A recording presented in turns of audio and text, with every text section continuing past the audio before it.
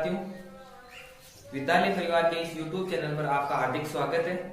जैसा कि आपको पता है, वर्तमान समय में संपूर्ण विश्व एक भयंकर महामारी के दौर से गुजर रहा है, कोविड-19। इस महामारी के कारण संपूर्ण विश्व की शिक्षा, व्यापार जगत सभी डिस्टर्ब हो रखा है, अस्त व्यस्त हो रखा है।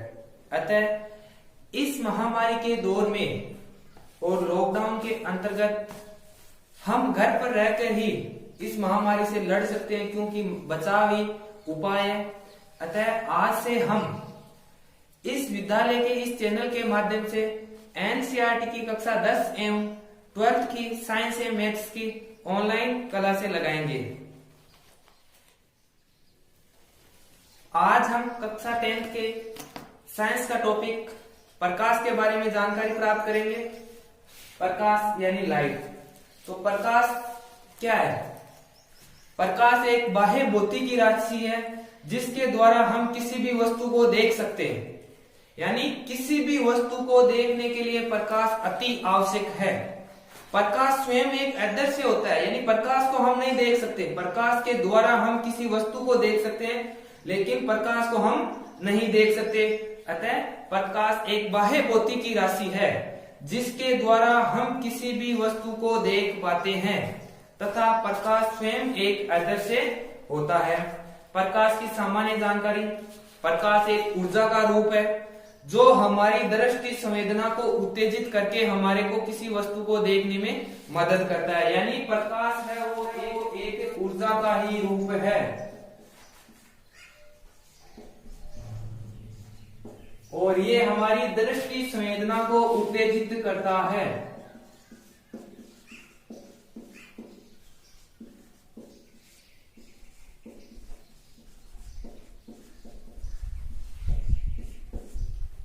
प्रकाश एक ऊर्जा का ही रूप है जो हमारी दृष्टि संवेदना को उत्तेजित करता है। प्रकाश की जो तरंगे होती है वो विद्युत चुंबकीय तरंगे होती है।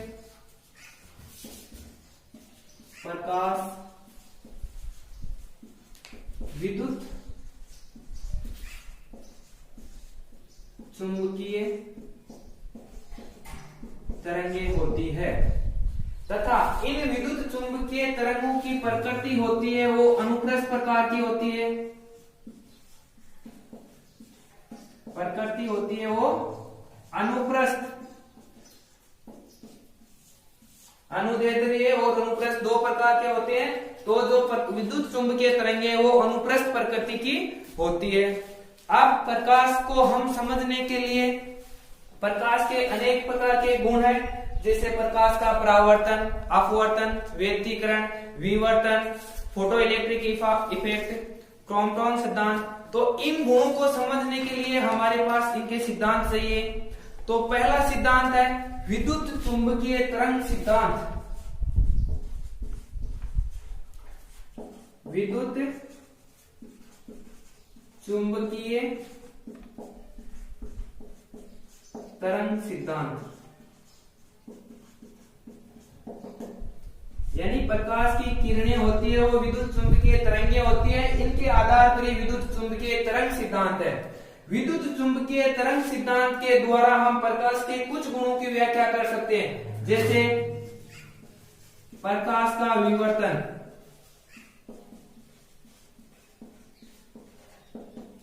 प्रकाश का परावर्तन, प्रकाश का अपवर्तन, प्रकाश का व्यतिकरण तथा प्रकाश का प्रकीर्णन।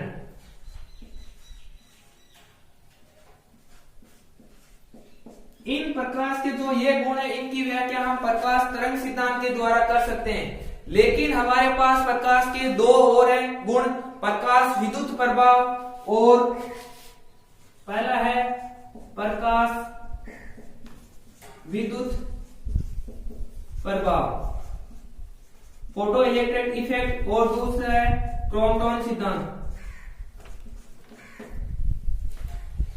तो ये जो दो गुण है, इन गुणों की व्याख्या हम विद्युत चुंबकीय तरंग सिद्धांत के द्वारा नहीं कर सकते।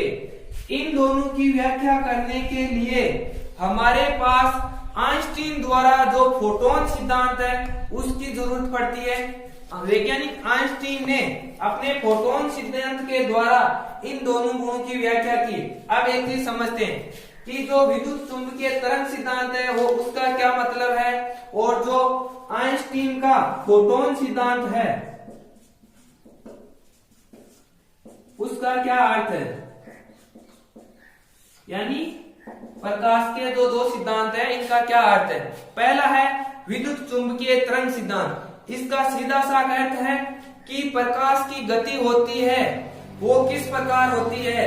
तो पहला नंबर 1, विद्युत चुंबकीय तरंग सिद्धांत के अनुसार प्रकाश की गति तरंगों के रूप में होती है। जैसे सीधी सरल रेखा में भी गमन करता है और ये तरंगों के रूप में, यानी प्रकाश की जो गति है वो तरंगों के रूप में होती है। तो ये तो हो गया विद्युत चुंबकीय तरंग सिद्धांत।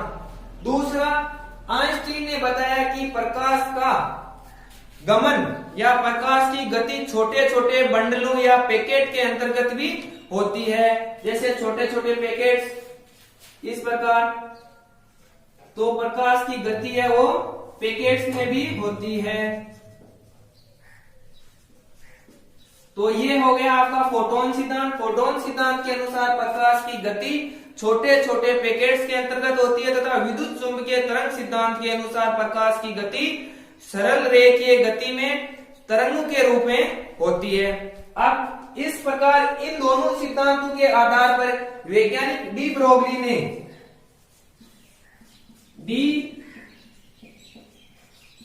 ब्रोगली ने विद्युत का प्रकाश का द्वैत प्रकृति का सिद्धांत दिया। यानी इन्होंने बताया कि प्रकाश की जो प्रकृति होती है वो दोहरी होती है, द्वैत प्रकृति।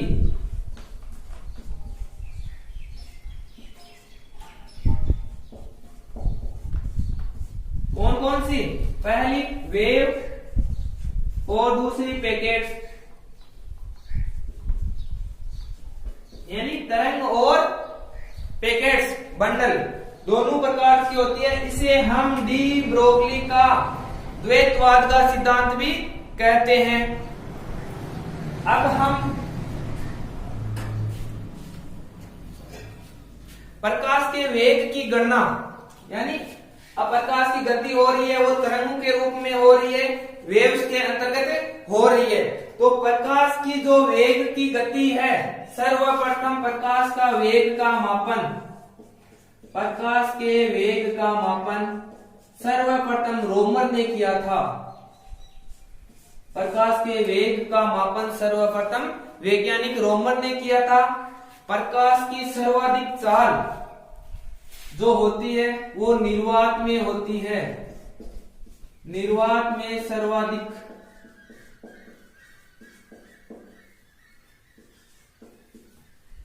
यानी प्रकाश की जो गति होती है, चाल होती है, वो निर्वात में सर्वाधिक होती है।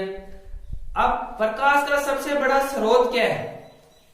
प्रकाश का सबसे बड़ा स्रोत हम सबको पता है सूर्य है। अब प्रकाश के स्रोत के अंतर्गत प्रकाश के वेग की गणना सर्वप्रथम वैज्ञानिक रोमर ने की थी तथा प्रकाश की चाल होती है वो सर्वाधिक होती है, वो निर्वात में होती है। अब है प्रकाश के स्रोत। तो स्रोत क्या क्या है? पहला है प्राकृतिक, सबसे बड़ा स्रोत तो हमारे को पता ही है सूर्य है। तो पहला है प्राकृतिक स्रोत और एक है कृत्रिम स्रोत। प्राकृतिक स्रोत में सूर्य, चंद्रमा, तारे। अब इसमें देखो एक चीज बताता हूं, सबसे बड़ा स्रोत सूर्य है और एक ही स्रोत है वैसे तो प्राकृतिक स्रोत में जो प्रकृति से प्रदत्त है, क्योंकि चंद्रमा और तारे हमारे को रोशनी तो देते हैं, प्रकाश तो देते हैं, लेकिन ये जो सूर्य का प्रकाश होता है उसको ही वापस पुनः परावर्तित करते हैं। यानी चंद्रमा और तारे हैं वो सूर्य के प्रकाश को ही परावर्तित करते हैं, सूर्य के प्रकाश को ही परावर्तित करते हैं।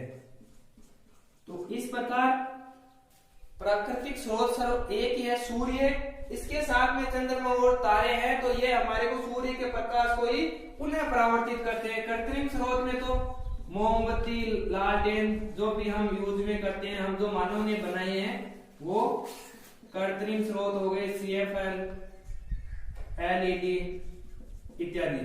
तो ये तो हो गए कृत्रिम स्रोत। तो प्रकाश का सबसे बड़ा स्रोत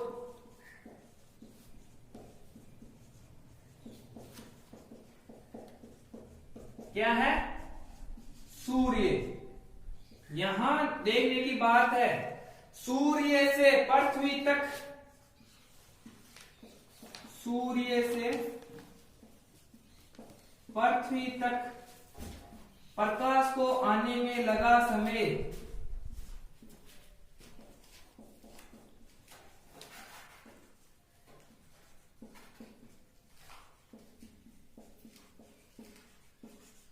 यानी सूर्य से पृथ्वी तक प्रकाश को आने में लगा समय होता है, वो होता है 8 मिनट और 9 सेकेंड।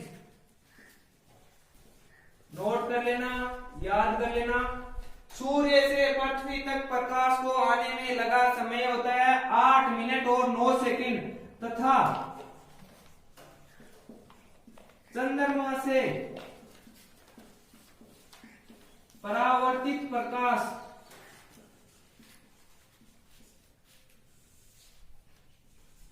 को पृथ्वी तक आने में लगा समय।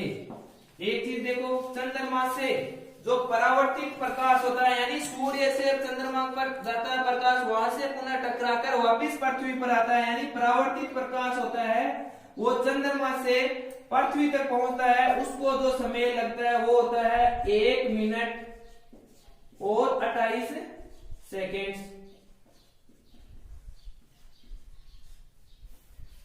सूर्य से पृथ्वी तक प्रकाश को आने में लगा समय होता है 8 मिनट 19 सेकेंड तथा चंद्रमा से परावर्तित प्रकाश को पृथ्वी तक आने में लगा समय होता है, वो होता है 1 मिनट 28 सेकेंड। अब है प्रकाश के गुण, यानी प्रकाश का स्रोत हो गया। एक चीज और बताते हैं, प्रकाश होता है वो कैसे रंग का होता है, प्रकाश के जो रंग है वो कितने।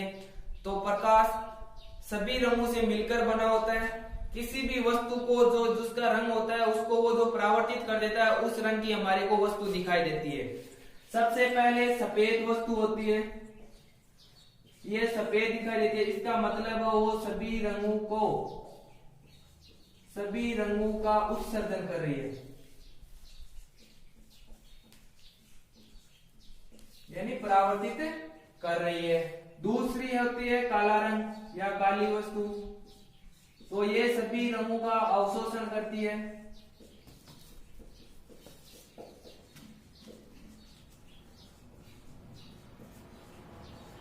जो वस्तु सभी रंगों का अवशोषण कर लेती है, किसी भी रंग को परावर्तित नहीं करती है, वो वस्तु हमें काली दिखाई देती है।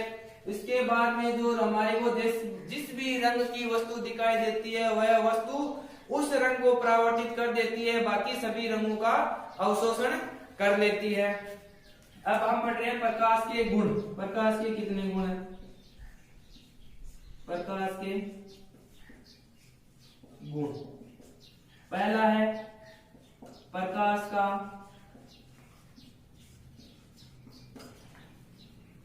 प्रकीर्णन।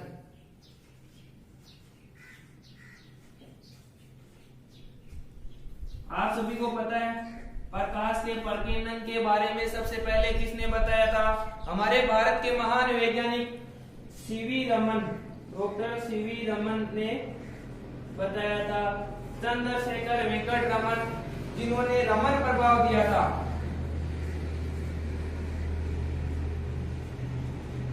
और इस रमन प्रभाव के कारण उनको लेनिन शांति पुरस्कार दिया गया था।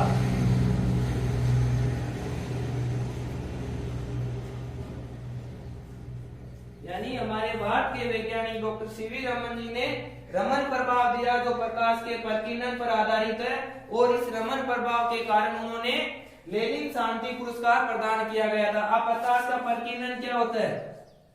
प्रकाश का प्रकीर्णन जैसे जब प्रकाश किसी ऐसे माध्यम से गुजरता है जिसमें धूल तथा कुछ अन्य पदार्थों के अत्यंत छोटे छोटे कण उसमें उपस्थित हो, और जिनके द्वारा प्रकाश उन कणों से टकराकर सभी दिशाओं में फैल जाता है यानी प्रसारित हो जाता है। प्रकाश की इस घटना को प्रकाश का प्रकीर्णन कहते हैं। यानी जब प्रकाश किसी ऐसे माध्यम में से गुजरे जिसमें धूल या अन्य पदार्थों के सूक्ष्म कण उपस्थित हो और प्रकाश की किरणें उन अत्यंत छोटे छोटे कणों से टकराकर सभी चारों दिशाओं में फैल जाए, प्रकाश के इस गुण को या प्रकाश की इस घटना को प्रकाश का प्रकीर्णन कहते हैं। प्रकाश के प्रकीर्णन का उदाहरण है सबसे पहले हमारे पास आकाश का नीला दिखाई देना। आकाश का रंग नीला दिखाई देना।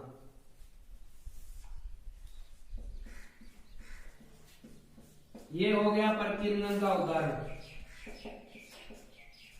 एक बैंगनी रंग का प्रकीर्णन।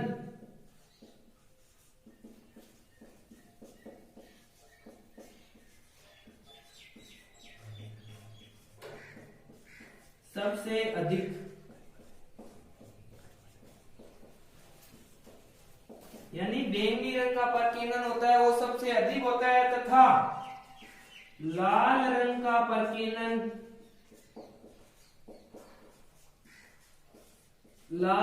प्रकीर्णन होता है वो सबसे कम होता है। इसीलिए रेलगाड़ी में जो संकेत दिखाने के लिए काम में लिया जाता है वो लाल रंग का रोकने के लिए लाल रंग का ही काम में लेते हैं, क्योंकि लाल रंग दूर से ही जब ड्राइवर को दिखाया जाता है तो उसका प्रकीर्णन नहीं होता है और वो अपने सीधे जहां टारगेट होता है वहां पर गमन कर सकता है, यानी वह चारों दिशाओं में ना फैलकर वह अपने सीधे लक्ष्य पर जाता है। इसीलिए रेल हो या कोई भी खतरे का निशान हो लाल रंग का ही काम में लिया जाता है, क्योंकि लाल रंग का प्रकीर्णन होता है वो सबसे कम होता है। धन्यवाद। अब जैसे हमने आज प्रकाश का प्रकीर्णन पढ़ लिया, प्रकाश के अन्य गुण है जैसे परावर्तन है, अपवर्तन है, व्यतिकरण है, विवर्तन है, प्रकाश का ध्रुवण है, इनके बारे में हम नेक्स्ट वीडियो में पढ़ेंगे। आपको अच्छा लगा तो चैनल को सब्सक्राइब करना, लाइक करना, शेयर करना, सभी साथियों को देखना है। कक्षा 10th के साथ साथ ये सभी कक्षाओं के लिए भी अत्यंत आवश्यक है, और जो प्रतियोगी परीक्षाओं की तैयारी कर रहे हैं उनके लिए भी बहुत लाभप्रद, क्योंकि ये कक्षा 10th का ना होकर सामान्य जानकारी दी गई है इसमें प्रकाश के बारे में। अतः सभी साथियों से निवेदन है एक बार पुनः अपने चैनल को सब्सक्राइब करें, लाइक करें।